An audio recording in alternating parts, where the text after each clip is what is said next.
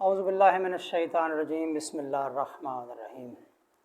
برادران اسلام، مومنین گرامی قدر، گلفام درباکر اپنے یوٹیوب چینل ذکر و عرفان پہ آپ کو خوش آمدید کہتا ہے، اسی واسطے سے میرا آپ کا واسطہ ہے، رابطہ ہے۔ سلسلہ گفتگو سیریز وار جو جاری ہے انبیاء کرام علیہ الصلوۃ والسلام، انبیاء ما سبق کے حوالے سے، آج قرآن مجید میں ایک معروف پیغمبر، معروف نبی زادہ، بہت خوبصورت قصے کے طور پہ جس کا ایک طویل تذکرہ ہے قرآن مجید میں، میری مراد حضرت یوسف علیہ الصلوۃ والسلام کا تذکرہ ہے۔ قرآن مجید کا پارہ نمبر 12، سورت کا نام بھی ہے سورہ یوسف۔ یہ علماء نے لکھا ہے کہ یہ مکی سورہ ہے، یعنی پیغمبر اکرم کا جو 13 سال کا عرصہ نبوت مکہ میں تھا، اس میں یہ مکہ میں نازل ہوئی۔ اسے قرآن مجید نے خود احسن القصص کہا، یعنی خوبصورت قصوں میں سے خوبصورت قصہ، قصوں میں سے خوبصورت قصہ۔ اور اسے خوبصورت قصہ کیوں کہا گیا ہے؟ اس کی علماء، مفسرین اور مورخین نے 300 کے قریب وجوہات لکھی ہیں۔ اس وجہ سے خوبصورت قصہ کہا گیا، اس وجہ سے خوبصورت قصہ کہا گیا۔ بنی اسرائیل کے مورث اعلیٰ، جد اعلیٰ حضرت یعقوب علیہ الصلوۃ والسلام، جن کا نام اسرائیل تھا، انہی کی اولاد کو آگے چل کے بنی اسرائیل کہا گیا ہے۔ جناب یعقوب علیہ الصلوۃ والسلام کے حضرت یوسف علیہ الصلوۃ والسلام سمیت 12 بیٹے تھے، حضرت بنیامین اور جناب یوسف علیہ الصلوۃ والسلام۔ یہ ان کی ایک ہی زوجہ جن کا نام تھا راعیل، یعنی حضرت یوسف اور بنیامین کی والدہ کا نام تھا راعیل، یہ ان میں سے، باقی 10 بیٹے مختلف بیویوں میں سے تھے۔ علماء نے لکھا ہے حضرت یعقوب علیہ الصلوۃ والسلام کو ایک دن صبح بیدار ہو کے حضرت یوسف علیہ الصلوۃ والسلام نے کہا، بابا آج رات میں نے بڑا عجیب و غریب خواب دیکھا ہے، وہ میں خواب آپ کو سنانا چاہتا ہوں۔ پیغمبر حضرت یعقوب علیہ الصلوۃ والسلام ہمہ تنگوش ہوئے۔ اچھا یوسف، کیا خواب میں دیکھا ہے؟ کہا، بابا میں دیکھا میں ایک بلند پہاڑ پہ کھڑا ہوں اور آسمان کے دروازے کھل گئے، ایک نور کا ہالہ میرے اوپر مرکوز ہو گیا، حجابات میرے سامنے سے ہٹا دیے گئے، دروازے کھل گئے، نور کے دریا دیکھے ہیں جن میں میں نے نور کی مچھلیاں اللہ کی تسبیح کرتے ہوئے دیکھی۔ اور بابا اس سے زیادہ حیران کن بات یہ ہے، چاند اور سورج انہوں نے مجھے سجدہ کیا ہے، اور ساتھ میں 11 ستارے ہیں جنہوں نے مجھے سجدہ کیا ہے، اور کائنات کے تمام خزانوں کی چابیاں میرے قدموں میں رکھ دی گئی ہیں۔ خواب سناتے ہوئے یوسف خوش، سنتے ہوئے یعقوب علیہ الصلوۃ والسلام خوش۔ لیکن مورخین نے لکھا ہے کہ یہ خواب سنتے اور سناتے ہوئے یوسف علیہ السلام کی بھائیوں میں سے ایک بھائی کی بیوی اس خواب کو سن رہی تھی، کان لگا کر کسی طرح سے اس کے کان میں یہ بات پڑ گئی۔ جب باپ بیٹا راز میں محو گفتگو تھے تو ایک خاتون نے، یعنی ایک بھائی کی بیوی نے اس خواب کو سن لیا۔ جیسے آپ نے سنا علماء سے قرآن نے کہتا ہے کہ حضرت یعقوب فرماتے، بیٹا اس خواب کو کسی کو بیان نہ کرنا، کیونکہ شیطان کھلا دشمن ہے انسان کا۔ بس اس خواب کو باپ اور بیٹے کے درمیان حضرت یعقوب کی ایک اور بہو نے سن لیا، اور جا کے باقی بھائیوں کو جمع کر کے اس نے، آپ سمجھ لیں کہ مخبری کر دی، حسد کی اس آگ کو مزید بھڑکا دیا۔ بھائیوں سے کہا جا کے، بیوی نے، بھابھی نے، جناب یوسف کی بھابھی نے، کہ آؤ تمہیں وجہ بتاؤں، بابا یعقوب یوسف سے الگ سے محبت کیوں کرتے ہیں؟ یوسف ان کی آنکھ کا تارا کیوں ہے؟ تم سے اس طرح سے اتنی محبت کیوں نہیں کرتے، توجہ کیوں نہیں کرتے؟ یعقوب سے محبت کیوں ہے؟ اور ہو نہ ہو بابا یعقوب اپنے بعد یوسف کو ہی اپنا جانشین مقرر کریں گے۔ بھائیوں نے کہا، تمہارے پاس اس کی کیا دلیل ہے؟ کیا راز ہے جو تم نے پالی؟ اس نے وہ تمام واقعہ بیان کر دیا جو باپ اور بیٹے کے درمیان ہو رہا تھا۔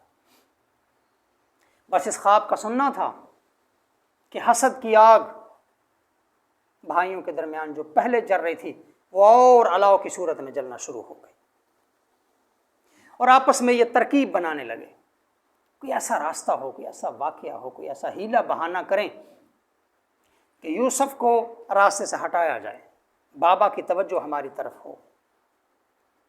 آپس میں ان کا پروگرام، شیطانی پروگرام آپس میں بننا شروع ہوا، شیطان ان کا معاون ہو گیا۔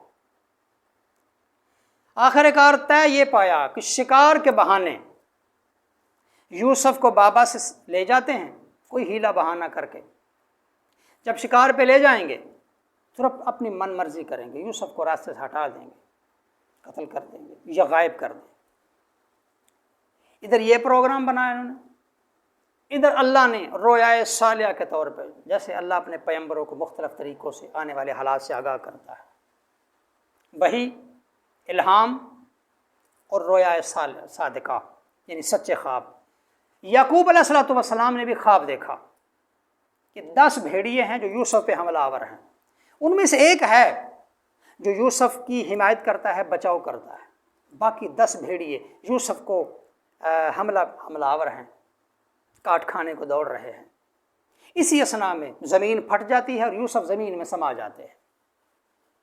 اس خواب کو دیکھ لینے کے بعد یعقوب یوسف پہ توجہ اور زیادہ دینے لگے، اور زیادہ اپنی نگاہوں کے سامنے رکھ، اپنے آپ سے بالکل جدا نہ کرتے تھے یعقوب علیہ السلام حضرت یوسف کو۔ آخر کار بھائی برادران یوسف، ہمارے معاشرے میں مقولہ مشہور ہے کہ برادران یوسف کا ہیلا، حسد، بغض، شریکہ عام زبان میں، اور عداوت، یہ مثال وہاں دی جاتی ہے۔ انہوں نے مشورہ کیا جناب یوسف کے قریب آ کے، جناب یعقوب علیہ السلام، بابا ہم شکار پہ جا رہے ہیں، ہماری خواہش اور تمنا یہ ہے کہ آپ یوسف کو ہمارے پاس ساتھ بھیجیں، ہم آپ ساتھ لے کے جائیں گے، اور بابا آپ گھبرائیں نہ، ہم اس کا پورا خیال رکھیں گے، جیسے ہیلہ باز اور مکر باز کسی کو شیشے میں اتارتے ہیں۔ یعقوب علیہ السلام کا دل تو نہ تھا، بہت انکار کیا، مگر ہیلہ باز اپنے ہیلے میں کامیاب ہوئے، تو پھر قدرت خداوندی بھی تھی، بات کو آگے بھی بڑھنا تھا۔ منت سماجت خوشامد کر کے جناب یوسف کو ساتھ لیا۔ مورخین نے لکھا ہے، حافظ فرمان شاہ صاحب نے لکھا ہے کہ پورا جناب یوسف کی حفاظت کا پورا سامان جناب یعقوب علیہ السلام نے کیا اور ساتھ بھیجا، بہت تاکید کی بھائیوں کو، جناب یوسف کو پیار کر کے ساتھ بھیج دیا۔ جو ہی باپ کی نگاہوں سے اوجھل ہوئے تو تاریخ کہتی ہے کہ بھائیوں نے حضرت یوسف پہ ظلم شروع کر دیا۔ کوئی ایک تماچا مارتا، یوسف دوسرے بھائی کے پاس جاتے، اس سے منت سماجت کرتے، وہ تماچا مارتا۔ ان بھائیوں میں سے 10 بھائیوں میں سے ایک بھائی ہے، جیسے قرآن کہتا ہے کہ وہ اس کی بچاؤ کرتا، تدبیر کرتا، اس کے سامنے آتا، بچانے کی کوشش کرتا، مگر 9 بھائی ایک طرف تھے، ظلم و ستم ہوتا رہا۔ یہاں تک ظلم ہوا کہ شدید پیاس حضرت یوسف محسوس کرتے تو پانی کی سراہی دکھا کر انڈیل دی جاتی، شدید پیاسا رکھا گیا، ظلم کیا گیا، تماچے مارے گئے، حتیٰ کہ لباس تک اتار لیا گیا جناب یوسف کا، اور ایک بے آباد، غیر استعمال اور اندھے کنویں میں پھینک دینے کا پروگرام بنایا۔ کسی نے کہا قتل کر دو، کسی نے کہا مار دو، کسی نے کہا گلا گھونٹ دو، ایک نے ترکیب دی یہ اندھا کنواں ہے، یہ کبھی استعمال ہی نہیں ہوا، اس میں پھینک دیتے ہیں، یوسف اس سے باہر آ ہی نہ سکے گا، قصہ تمام ہو جائے گا۔ آخر کار اس پروگرام کو عملی جامہ دینے پر بھائیوں نے جناب یوسف کو اٹھایا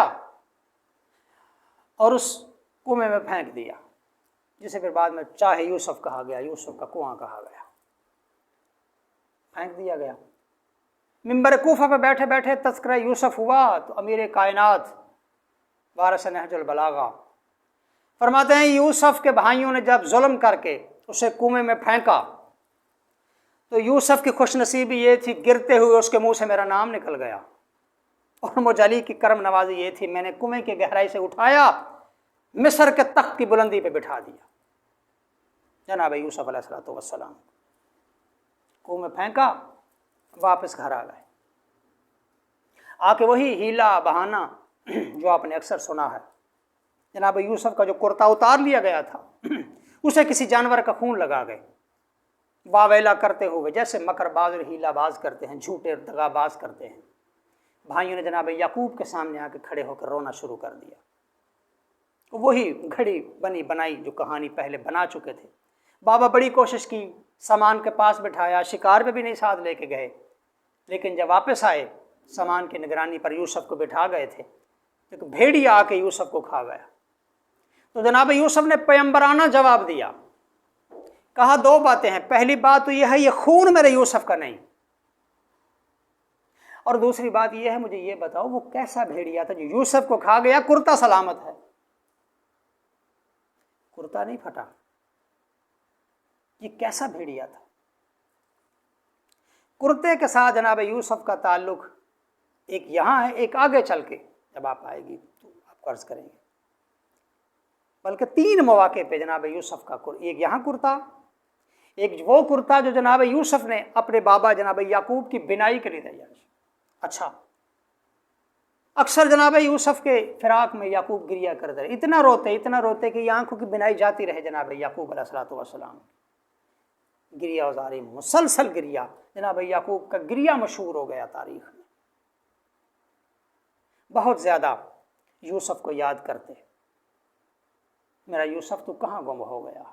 یوسف گم گشتہ کا ایک محاورہ بن گیا تاریخ میں کہ کسی کا یوسف گم ہو گیا، یوں اتنے فراق میں جناب یعقوب روئے جناب یوسف علیہ الصلوۃ والسلام کے فراق میں۔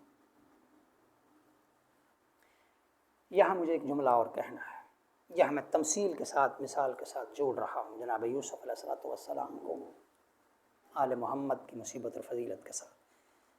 مورخین کہتے ہیں مدت طویل کے بعد جب اللہ نے یوسف کو مصر کی بادشاہی عطا کر دی، خزانوں کا مالک بنا دیا، ہزاروں کنیزیں، غلام، خدام جناب یوسف کے چشم ابرو کے اشارے پہ منتظر رہتے تھے یوسف کو حکم کرے اور ہم اس کی تعمیل ادا کریں۔ مگر مدت کے بعد جب جناب یعقوب اور یوسف کی ملاقات ہوئی تو جناب یوسف علیہ السلام اپنے بابا حضرت یعقوب کا استقبال کرنے کے لیے مصر کے سے باہر آئے اور ایک خاص مقام بنایا، استقبالیہ مقام بنایا جہاں خوبصورت خیمے لگائے گئے، حضرت یعقوب کی سواری اترنے کا انتظام، حضرت یوسف اور یعقوب کی ملاقات کا ایک الگ سے خیمہ بنایا گیا۔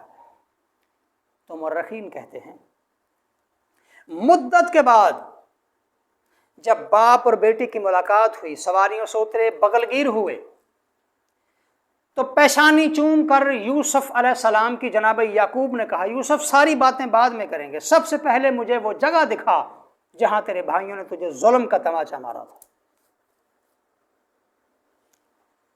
برادران اسلام، مومنین گرامی قدر، یعقوب نبی یوسف کو لگنے والا ایک تماچا نہیں بھول سکا۔